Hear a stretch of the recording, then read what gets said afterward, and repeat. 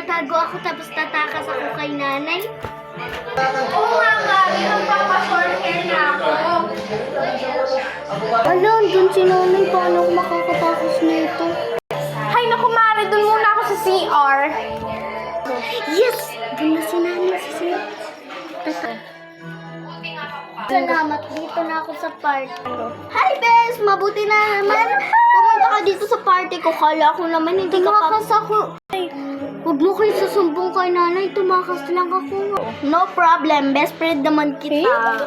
Inuman? Bawal ako. Mag-toothbrush ka na lang para hindi maamin ng nanay mo. 2 minutes later. Inom lang, Bes. Maaalala mo din yung ex mo. Maaalala mo din. Grabe yung ginawa niya sa akin, Bes. Uy, tumingin ka sa pinag-aano mo. Mawala mo yan, uy. Sobra na. Tililing, tililing. Ano yan, Bes? Si nanay. Si nanay mo? Sabi mo, pakay mo. Dito mo na lang. Uy, Bes, nanay ko yun. Ano? Uuwi ka ba? Ikaw na bata ka, tumakas ka talaga. Tapos sinabi pa ni Aling Marites na umiinom ka daw. Bata ka, umuwi ka na ha? Kung hindi, wala ka ng bahay. Tess. Ano sabi mo? Sino yan? Yung best friend ko po na yung nag-birthday. Umuwi ka na, umuwi ka na. Dito matutulog. Bis, uwi na ako, bye-bye. Sige, ingat. Mag-brush ka para hindi maamoy ng... Sige, Bis. Alam niyo na nga, uminom ako, di ba? Para mabango yung bunganga mo. Matutulog na ako. Ngayon kaya umuwi. Halika dito ba? Yung kapatid mo natutulog na. Tapos iinom-inom ka pa. Doon ka sa kwartong isa, ha?